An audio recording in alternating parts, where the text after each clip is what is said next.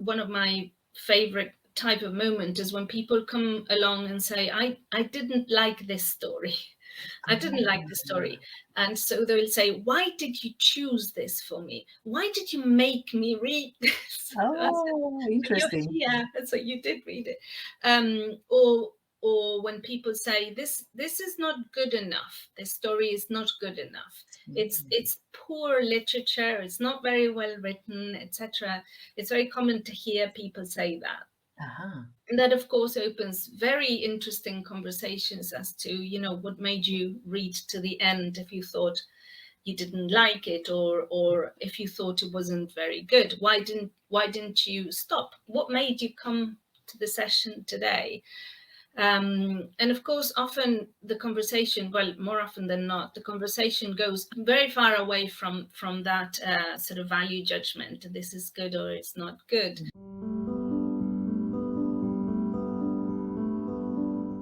Welcome, everybody. I'm Vasya Sarandopoulou from Anti-Loneliness, your trusted psychologist. Today, I have the honor to have a special guest with me, and I'm talking about special guest because this person combines two of my greatest loves in life, which is books and therapy. So I'm having here next to me, not next to me, next to me virtually, Mariana Casale. Casale is Argentine-born, Manchester-based narrative bibliotherapist. And maybe you haven't heard that before. Maybe this is a new term.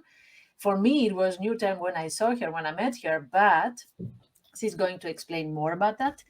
She is a Latin American literature specialist, a literary consultant, facilitator, and trainer. She has a PhD in Latin American Cultural Studies from the University of Manchester, and she is trained and supervised at the Institute of Narrative Therapy in the UK.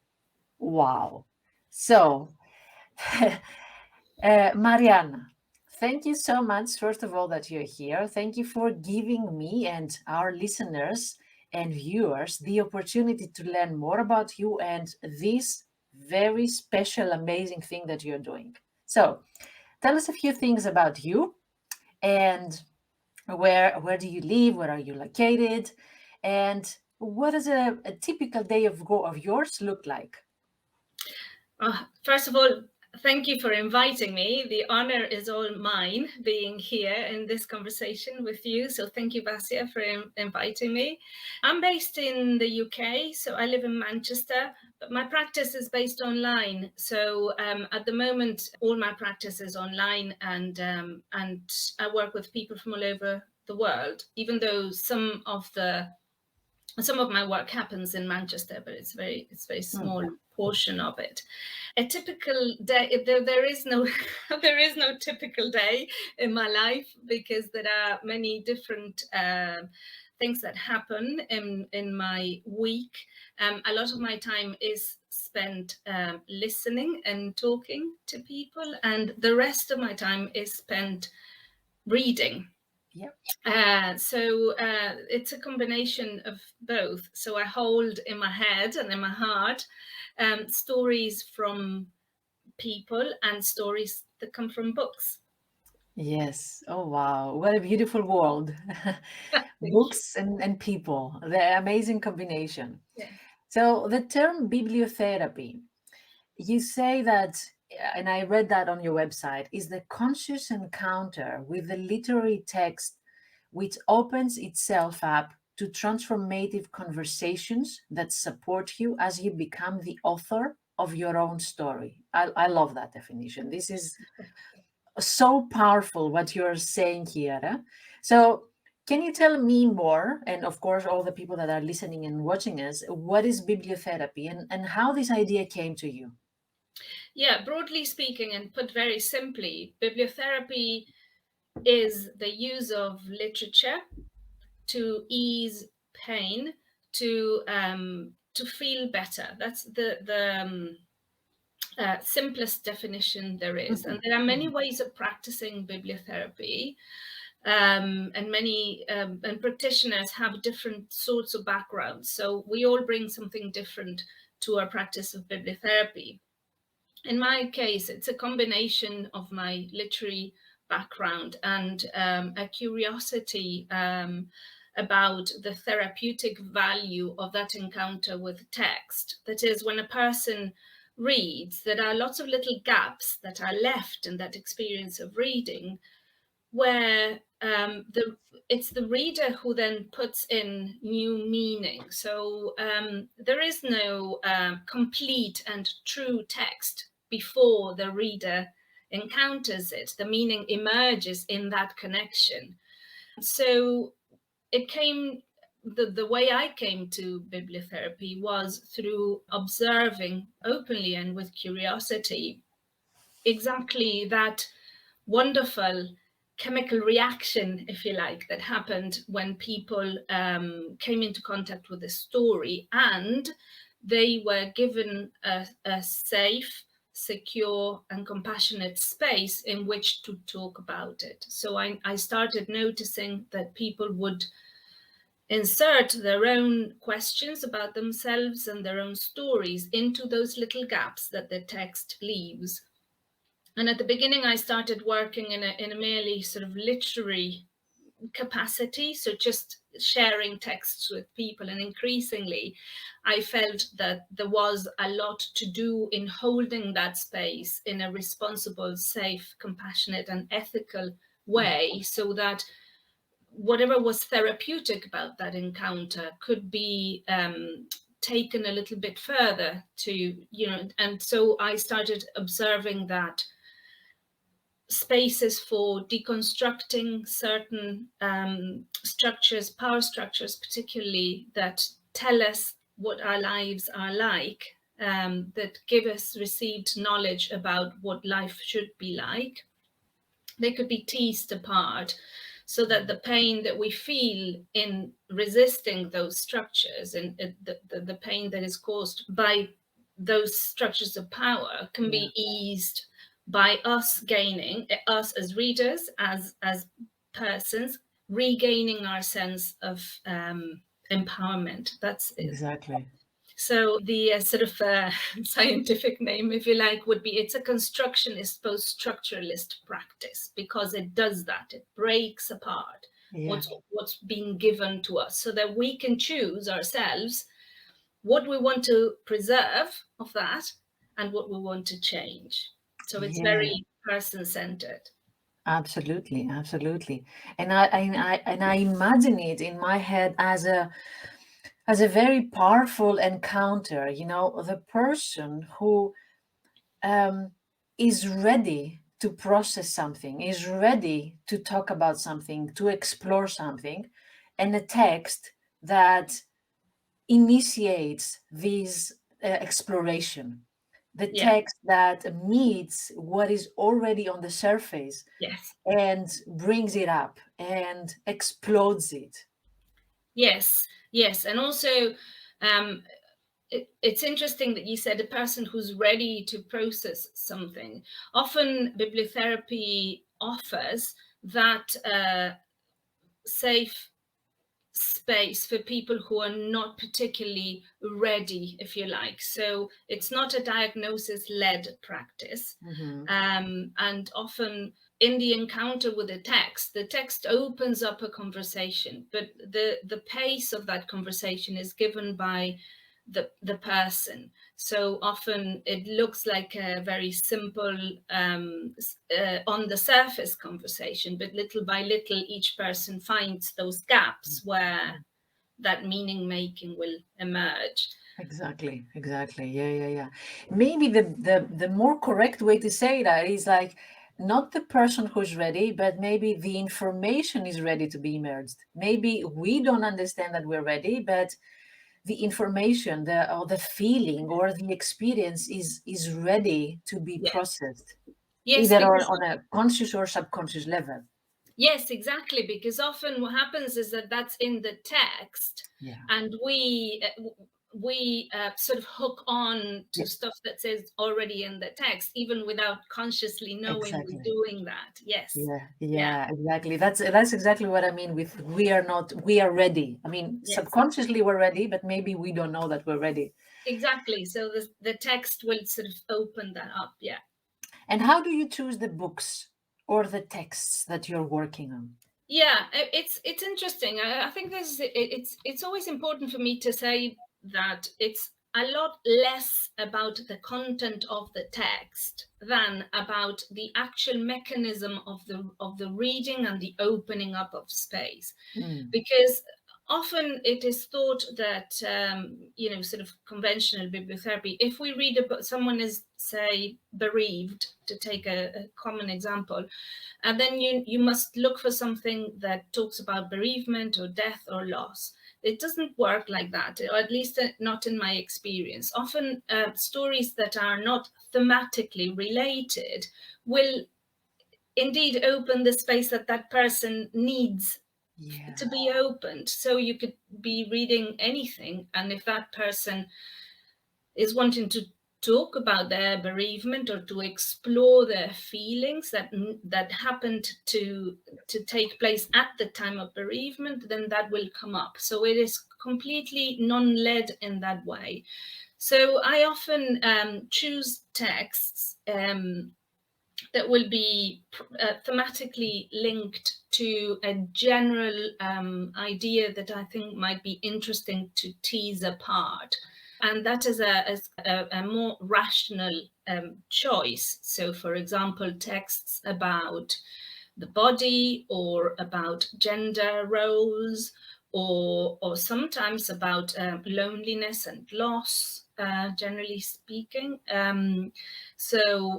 Often I'll choose texts about nature, relationship with nature, for example. And so those are just themes that are general enough and important enough for us to deconstruct, to tease apart in our society, that will open up interesting philosophical Mm. conversations for the group.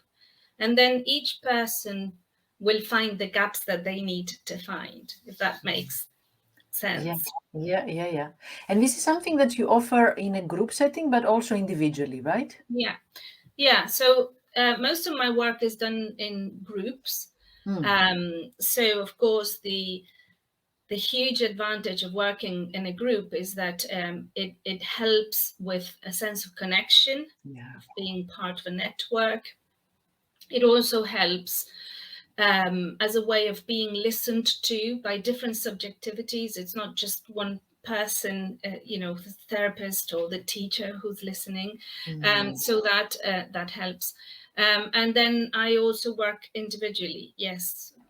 Yeah. And I can imagine that somebody who joins a bibliotherapy group, their need is connection, as you mentioned, like meeting like-minded people, and also the need for exploration. They have this philosophical exploration or psychological exploration. Is that true, or what are the, let's say, the requests that usually you get from people? What are they looking for, and they are reaching out to you? Yeah, I mean, I always find that really interesting. It's a little bit different from, let's say, well, if I could say conventional therapy, whatever that means, because there's so many ways of doing Yeah, therapy, because it's not diagnosis led. yeah. Many people come to the group just because, well, for many different reasons, but one of them is to be part of a group. Hmm. Another one is because they like reading. Another one is because they like the topic that we are talking about. And often people come to the group because they're looking for something, but they're not quite sure what it is they're looking for. Mm. So it's more often than not, what you find in the experience is a lot deeper than what you thought you came for, if that Yeah. makes any sense. I also supervise teachers or practitioners, and so that's much more focused. But even then, if somebody comes along to have their work supervised or their practice as a facilitator or a teacher supervised, more often than not, people end up exploring deeper Yeah. themes and issues or about themselves, of course. Yeah, indeed. And it can be very, as you say, transformative experience for them, to start exploring something through books and together with other people. Yes, yeah. The idea with transformation is not that you're going to be made into something better or more acceptable, which people often think, might be desirable, but to transform yourself into what you want to be, Yeah. to be more in line with what you give value to, and how you want your story to pan out. This is where the transforming bit comes in, where it's you who transforms the text into what the text will mean, rather than a text coming with a meaning that you have to discover. So Yeah. It's a little bit similar with what I have experienced when I'm working with my clients with projective cards. So these cards, they don't have words, while your tools have many words, but these cards, they have no words. It's only images, it's only paintings. So what happens is that there's no diagnosis, as you say, there's no explanation, there's no guidebook. If somebody says this, then it means that. No, there's yeah, nothing like that. It's just a picture, it's just an image. They look at it, and what's interesting is what do they see in this image? Where do they focus? What is their process when they watch this when they see this image? So I think it's the same thing with the book. There's no explanation, there's no diagnosis, there's no treatment about that. Whatever comes to the surface because you read that text is what you want to work on. It's what means a lot to you. It's what aligns with your values. yeah, exactly. And then the work comes, once that comes to the surface, if you like, or comes to the fore, and then the work comes with asking more and more questions about, you know trying to sort of help the person regain a sense of agency in that. Yes, I mean, and it's interesting that you mentioned cards with images, because of course that's what happens with poetry. Yeah. Often we read texts that may seem a little bit obscure, or a little bit with no apparent plot line, and so of course people are then invited to interact with the images, and there is a lot of work sometimes with kind of a somatic approach to reading, where you observe reactions in the body to those images. So that's also part Yeah. of Yeah. It's like connecting to our right brain, it. Yes, which is the emotions, the feelings, the experience, rather than the rational part yes, of our brain. yes, Yes, indeed. very much so. In your bibliotherapy groups, what are the let's say the positive, the moving moments, the interesting moments, the exciting moments, but also what are the challenges? Yeah. Um, uh, Everything is either an exciting moment, or a challenge, but sometimes they're one and the same. Mm. So interesting, exciting, moving moments often happen when people allow themselves or give themselves space to explore. So often, one of my favorite type of moment is when people come along and say, I didn't like this story. I didn't like the story. And so they'll say, why did you choose this for me? Why did you make me read this? I said, Oh, interesting. yeah, so you did read it. Or when people say, this is not good enough. This story is not good enough. It's poor literature. It's not very well written, etc. It's very common to hear people say that. Uh-huh. And that, of course, opens very interesting conversations as to, what made you read to the end, if you thought you didn't like it, or if you thought it wasn't very good. Why didn't you stop? What made you come to the session today? And of course, often the conversation, well, more often than not, the conversation goes a lot very far away from that sort of value judgment. This is good or it's not good. Mm. And interestingly, recently there was someone in one of my groups who was very cross that he had to read that story. Oh, They didn't like being put in that situation. And of course, the conversation then went into, how did you complete the reading? And they said, well, I thought that I was capable of getting to the end. So I said, what tools did you use to do that? To get to the end, and what did it bring to you? What did it speak to? This idea um, that you wanted to get to the end of something you didn't like. And of course, and then the conversation went into something completely different from the story. It went into, I feel I'm losing touch with things. I feel I'm old mm, and I'm losing touch with things, for example. And that was very incredibly moving, in the sense that, perhaps this person might have found it difficult to speak directly about those ideas. And it happened through his experience of a text that he didn't like. So this is one of the challenges, because often I feel intuitively that there is something greater to what the person is saying at that moment. But my challenge is not to intrude in that process, and to gauge how much of a step back I need to take to let that process happen, respectfully, ethically, compassionately, because also that person is speaking in front of a group of other people. of course. So Yeah. keeping that balance is always a challenge. Yeah. Yeah. Yeah. Yeah.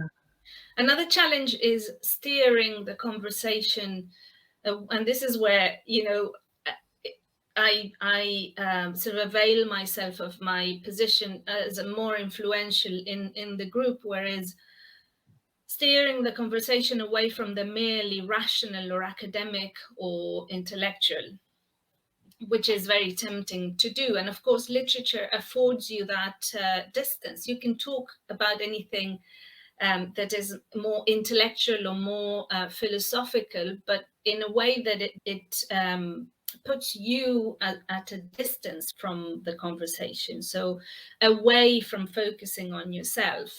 And of course, I'm not interested in how good the book is, or how true or how popular. This doesn't matter to me or to any of us. Mm, It's more about steering the conversation back and to the person in the center. So that's always a challenge, because it's easier, more conventional, and safer sometimes, yeah. to sort of distance yourself emotionally. Yes, So absolutely. And I can see the challenge, because it's safer to talk about the book than talk about the me in the book. yes, yeah, yeah. So the skill is in trying to make that happen, that when people are talking about the books, there's this engagement in the story of themselves. It's a very subtle Yeah. difference, but yeah, that's one of the challenges. Yeah. Yeah, yeah, yeah, yeah. But But then, moments when you see people following a series of questions, oh, actually, if I see this in this way, oh, well, that feels completely different, or that, or that makes me feel completely different. That's yeah, yeah. yeah, it's very important to um, try to instill this trust in the process, that Yeah. we are here and I'm going to meet you where you are. I'm not here to change you or diagnose you or whatever, Yeah. but I want to let you know that this is safe, that you're here, and that we can just embark on this and then embark on this and see where it takes us. Yeah. Just trusting the process, and we will see what comes out of it.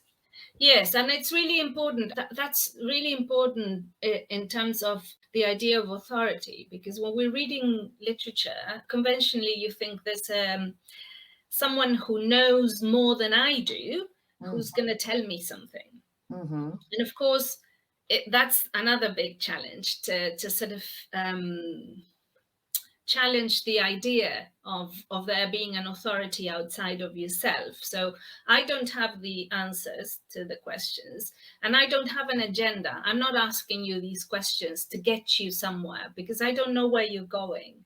Exactly. And so it's interesting because challenging the authority in a literary text, it's a safe way of being of having a sort of a revolutionary mind, if you like, where you think, okay, what if I don't believe this, or what if I do different from what I think the text is telling me to do, or the therapist, or the writer.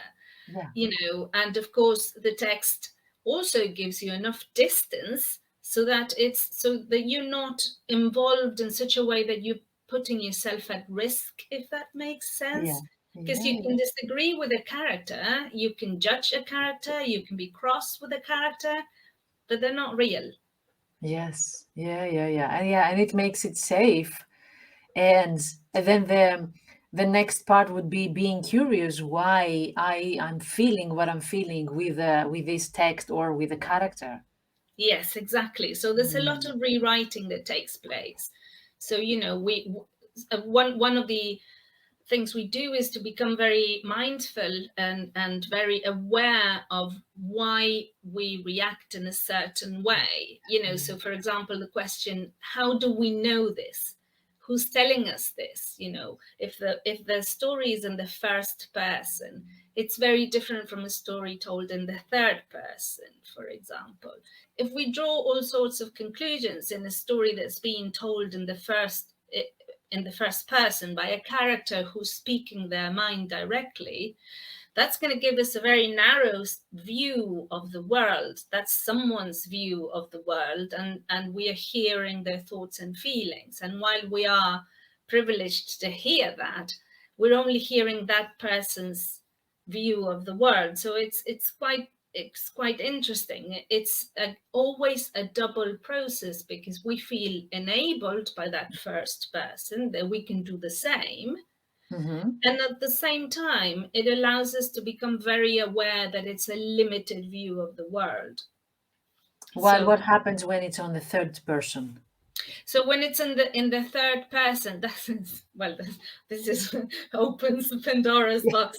So when it's in the third, there's many different ways of doing third person. So it could be third person limited to one character, and so you think there is a voice outside of that character that's judging the character, or Mhm. that is seeing the world through that character, but with more distance. An omniscient narrator is different, because they're not limited to the feelings of one person. But then that narrator, even if they're in the third person, might be imbued and might be completely colored, let's say, by predominant ideas about power, Mm. gender roles, morality, what is right and what is wrong, what things Yeah. like success means, etc. So we're always challenging those voices so that our voice is Mhm. louder Yeah. in relation to them. Does that make Yeah. sense? That's Yeah. what. Yeah. Yeah. Wow. So many, so powerful dynamics there, eh? Yeah, they don't happen magically, of course. There's No. there's work in there, but it's, if you listen carefully and you're open enough, it's very easy for that to happen. People will come to those conclusions themselves. I mean, you could describe all this in using all sorts of critical theory. You could apply, post-colonial theory, feminist theory, or Mm. anything, Mhm. and describe it in a very kind of intellectual way. But the truth is that people will reach these conclusions themselves once they start asking questions. Yeah. Yeah. So that's why it's I so think it's powerful. all about the asking the questions, eh? The curiosity. That's the most essential part of this, eh? Yeah. So I'm sure that people who are listening or watching, they want to get in contact with you. So I'm gonna start sharing your website already. So marianacasale.com. That's how you can find Mariana. We have something in common. Besides the therapeutic part, it's also our passion to create connections. And I think that, bringing people together with the same interest about books and exploring their own self, um, I'm sure that they feel more connected when they come together. So, what is your experience about how bibliotherapy can help people with loneliness or even with trauma? Yeah. Reading, like writing, is a dialogical experience. There is always a dialogue. There's Yeah, always a conversation. When you read, even in isolation, even when you read, you just you and the text, you're establishing a conversation with meaning that's outside of you, and you're making that meaning yours. So you're sharing. So the act of reading itself is already a, an act of connection, yeah, because you are coming into contact with other views of the world, you're coming into contact with other images. Sometimes you're coming into contact with words that are different from yours, contexts that are different from yours. That is just the reading act. just the reading. Yes, So without even meeting other people, you're connecting. Yes. exactly. So even before you come to the session, and then of course, when you come to a group session, you know there's going to be other people there who are going to listen to you. This is the premise. Nobody comes to the session to listen to a lecture or to listen to other people expertly discuss the book. Everybody, the groups are very small, well, relatively small, so that to ensure that all voices are heard. You don't have to speak if you don't want to, Yeah. but even when you're not speaking, there are thoughts in your mind. You're interacting with the text, which you've done before the session. You're interacting with the ideas that another person is speaking, but you're also being seen. There are other people who see that you are there. And so we incorporate everything. It's not just about the words in the books, and it's not just about the words that are spoken. It's very much about the silences. It's very much about physical gesture. And people become very aware of people smiling or being quiet. And so little by little, they start asking each other how they are.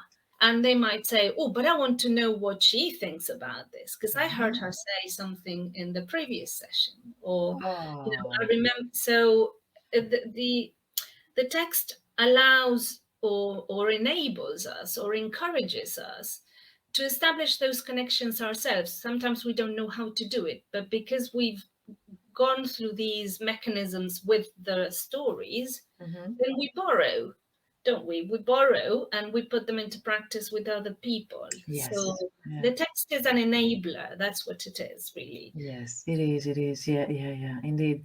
And it helps us. Usually, when I talk about loneliness, I talk about loneliness not only because we are missing the connection with other people. I'm also talking about the loneliness we feel because we're missing the connection with ourselves. Yeah, And this is something exactly what you explain. When I'm in the book, I am exploring different perspectives, but I'm exploring myself as well. yeah, I'm reconnecting with my feelings, I'm reconnecting with my thoughts, I'm reconnecting with my memories. yeah, So, people that they experience loneliness, sometimes they're just not very good friends with themselves. They have disconnected from parts of themselves and yeah. they miss them. They miss themselves. They want to get in touch with themselves first. Yeah, it's very often about the quality of your own voice, for example, Yeah. hearing your own voice. It's that's physical connection with your own voice, with your reaction. Sometimes I ask people, when you're reading the book, what was happening to your face? What were you smiling? What was your breathing? faster or more relaxed. So, there's a lot to do with reconnecting with the body, for example, which is, Oh, as you say, a way of going back to yourself and then being able to connect with others. Now, you asked me about trauma as well, which is a big one. Especially, we might say that we have all, to a greater or lesser extent, experienced this collective trauma recently. And of course, when you come into contact with other people's stories of suffering, then I suppose, well, there are many ways of working with this, but it is so important to hear other people narrate, or other narrations of suffering, because one of the things that happens when you are in a painful situation, or you go through a traumatic event, is that you tend to think that it's just you. yeah. Nobody has ever been through this, and I don't know how to talk about it. I don't know what it's called. I don't know what's happening to me, and there's something wrong with me. And of course, reading here and listening to others' stories, you come to the conclusion that there are words for trauma, and that there are ways in which you can find those words, and it's okay for your voice to be heard. You know. Exactly. Mm, Yeah. And that's also another kind of loneliness when you think that you have gone through this alone, or it's only you that you have gone through this trauma, and that makes you believe that you cannot talk about it because you are special in this to this in this way, and everybody else has it together, everybody else is happy, which is of mm, course an illusion. But yeah, when you get to meet other people that they have been through trauma or they have struggled, yeah, and you hear that you also suffered, it yeah, doesn't make you feel happy, but it makes you feel that you are not alone, you are not damaged, you are not weird, you are not an alien, you are not ostracized from your community, you are not somebody who deserves to be left out. yeah, You are in together with us, you are a human together with us, and we have all struggled. And we forget that when we are in pain.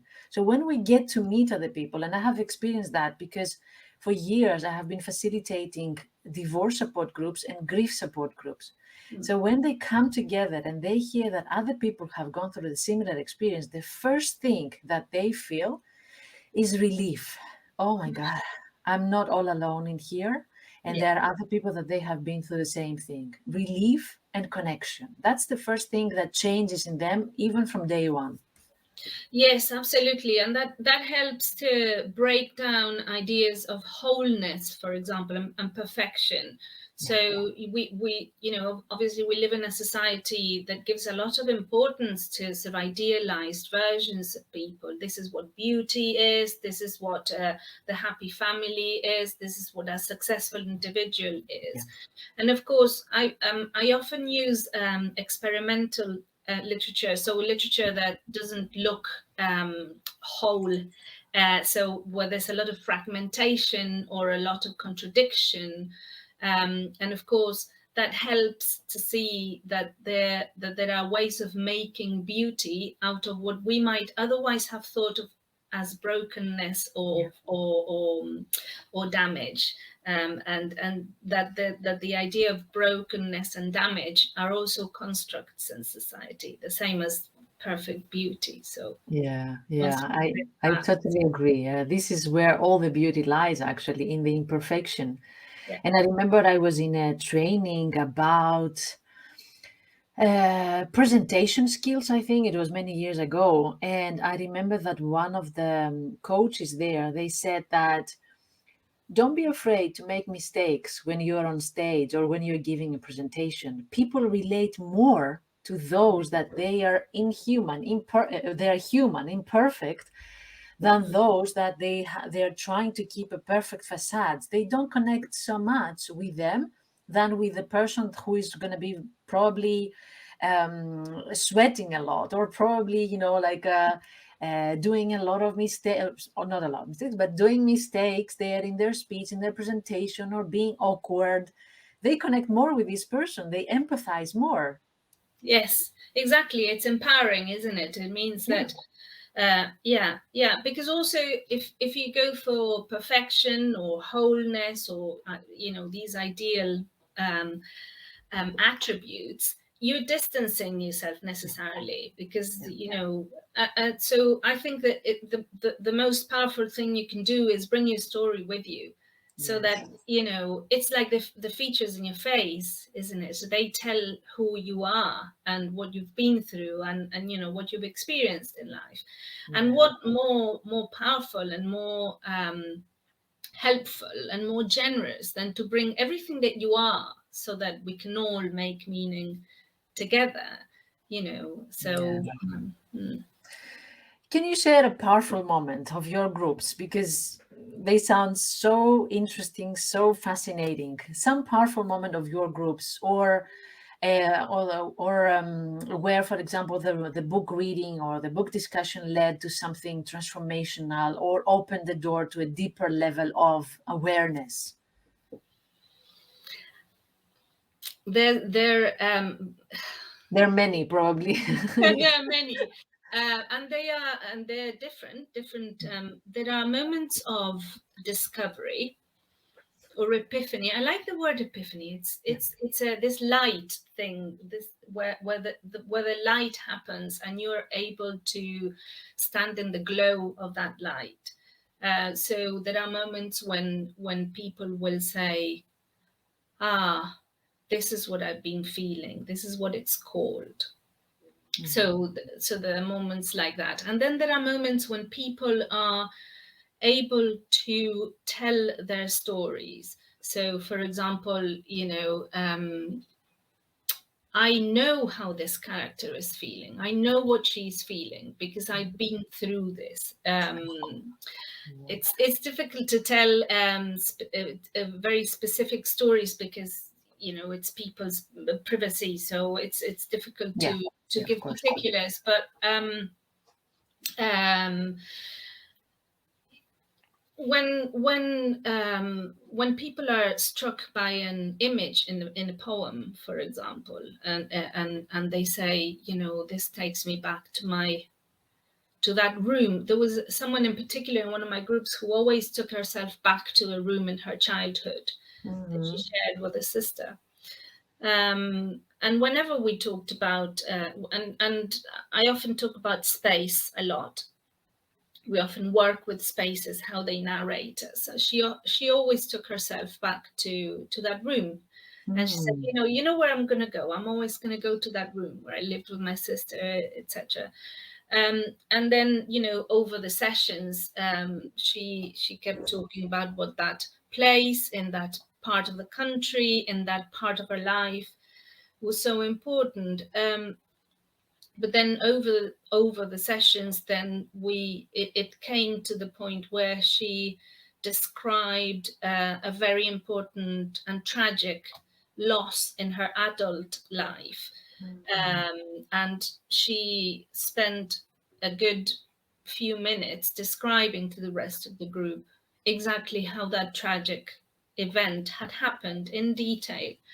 And it was extremely moving. Of course, it was very difficult and very dramatic, but also because she was able to describe exactly what she had been feeling at that moment in a way where she could actually find the words and find the safety to describe that. But that took many sessions. It took many meetings about talking about images that might have seemed disconnected to that event. So yeah, I love how you incorporate body and space in all this. This is amazing. yeah. I think that's because we often think that words are rational things that are in our intellect, and that not words are a global thing, aren't they? They are to do with the body, with the feelings, with the physical body, the emotional mind, our spiritual life. So yeah, I mean, of course, one of the most moving and um, impactful aspects of my work was throughout the pandemic, where most of my groups became support groups, if you like. So Mm. very, very moving moments when very, very elderly people who had been isolated for months completely on their own would say things like, "Oh, I like the candle burning behind you. That makes me feel really calm." And Ah, that's from somebody who had been quiet for many sessions, or who had just said, kind of superficial or apparently superficial things about the text, and suddenly, out of the blue, they would say, my wish for today is that my great granddaughter grows up to be happy and healthy, and things like that. yeah. Um,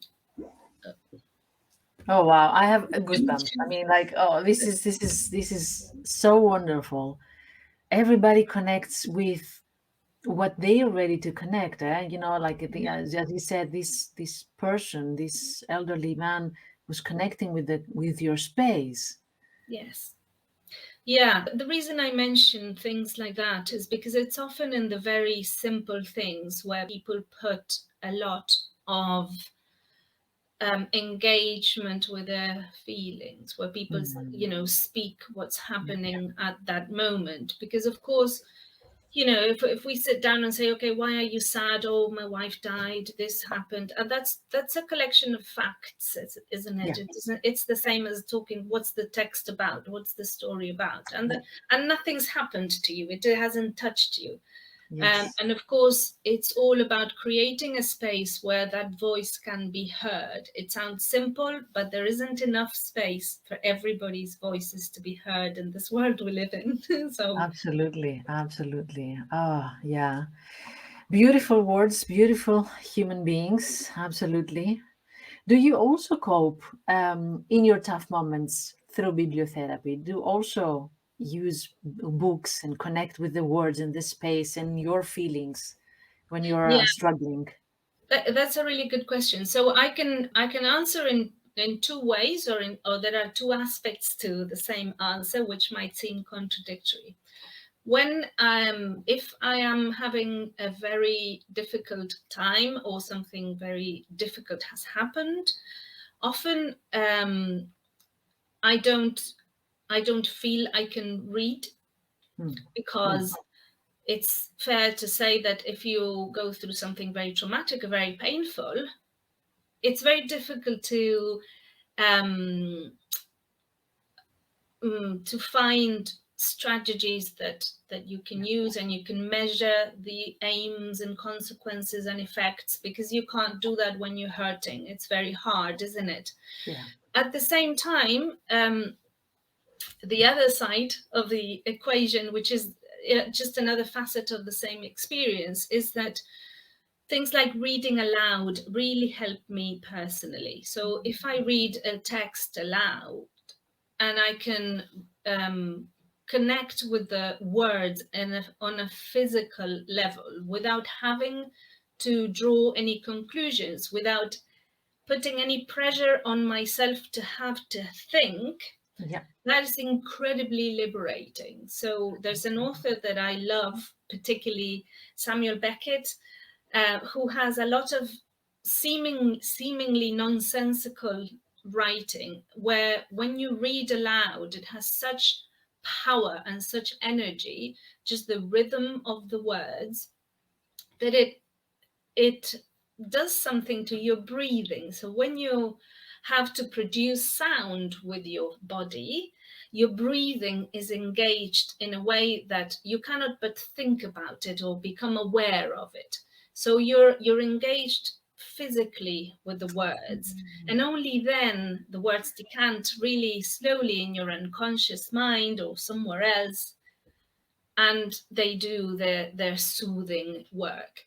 But when you're very hurt, or you're yeah. going through extreme pain, I think it helps because it doesn't put pressure on your intellectual mind, because often, our minds go very fast, especially if you're very anxious Yeah. or you're very hurt. So your thoughts go very quickly, so you can't make sense of them in the conventional way. So engaging with words on a physical level can be very liberating, as I say, because it can be liberating physically and soothing the mind and the emotions. And then there's a kind of a leftover effect, a secondary effect, where those meanings will work for you, whatever you do, even if you're asleep, if that makes any sense. Yeah, yeah. Oh, I'm gonna try that. This You is should. fantastic what you say. Wow. And I've never thought about that, like the um using your voice, using your body, just producing, the words, just reading out loud, how it affects you to calm down. And Yes, when you were explaining that, it sounded like a verbal mindfulness. yes, You're like being in the present moment, being in the words, and then at the same time giving the opportunity to for the words to do their work, but on a later time, on your sleep, yes, let's say. yes. Wow. Yeah, with no pressure on your sort of With no pressure. intellect. Yes, Yeah. Yeah, yeah, yeah, yeah, no yeah. stress. Wow. Yeah. That's gold. So some practical information. Mm-hmm. If somebody wants to join your group, is it something that you start on, let's say it's either a closed group and when it starts, then it finishes and then another one starts, or is it an open group? And my second question is, on which language do you facilitate these groups? So I'll start from the last question. I facilitate groups both in English and in Spanish. So Okay. there are groups available in English and in Spanish. Individual sessions are always available in Okay. English or in Spanish. And the literature involved is either literature originally written in English or originally written in Spanish or in translation. So there's access to other cultures and other ways of seeing the world through translation that I use a lot in both English and Spanish. There are groups that are local for sort of practical reasons. You can only join if you're in the UK, Mhm. but there are a lot of my groups are open to readers worldwide, and sessions begin every number of weeks. Yeah. I've got a group that is meets monthly, so it's a novel to read novels, and then there are groups starting all the time. Okay. Okay. So Okay. all that is in my website, and Yes. if people sign up for the newsletter, then that gets updated every month. And I'm contactable. I'm happy to answer messages on social media, Instagram, Twitter, Facebook. And actually, this is how we met. We met via Yes. Instagram and we were following each other. And I was so amazed by what you do. And I was, as I said, I read it for the first time. Oh my God, what is this? Bibliotherapy? This is an amazing job. This is the best job that somebody can do. Therapy and reading at the same time. So this is how we met. And that's why we arranged this interview to get to know each other, but also for many other people to get to know you, because what you're doing is fantastic. No, thank you. Thank you. Good. I mean, it must be said that I think that something really important about the way we met each other is that I could hear your voice. I can hear your voice, and that's so important. The way how much you can interact with somebody who's actually speaking to you and addressing you. And so it's an interesting way of feeling heard and seen. So thank you for doing that. Thank you for Yeah. your valuable work. Thank you. Thank you so much. Thank you. Yes. Um, Before we finish, what are three things? It doesn't need to be three, it can be one, whatever. Three takeaway messages that you would like to share with the people that are watching us or listening to us. What is it that you would like to give them as a gift before we finish this interview? I would like to say that you are the author of your own story. Um, the truth about your story is with you, and it's always been there. What you can do in reading books and reading stories and listening to stories is just pull that story of yours that's already there and Yes. avail yourself of all reading that's out there. And it doesn't matter what it is or how much you read. It could be a single poem that you listen to, it can be a 500-page novel. It doesn't matter. All literature is good, and all literature belongs to all of us, and it's available for us to read. Yes, fantastic. You are the author of your story. I love that. Mhm. This is our motto. This is what we need to remind ourselves, that in everything we see around us or read around us, there's a part of us in there. Yeah. Thank you so much, Mariana, for being here. Thank you so much for this very interesting conversation. We could talk for hours, I'm sure about that. And we haven't even touched, like specific books. We haven't even been to, like to talking about books per se. So thank you so much. It was an honor to have you here and to listen to you. And yeah, maybe next time we'll do it again. Yes, please. Thank you, Vasya. Thank you very much for inviting me. It's been an enormous pleasure and an honor. Thank you so much. Thank Take you. good care. Have a nice day. Bye.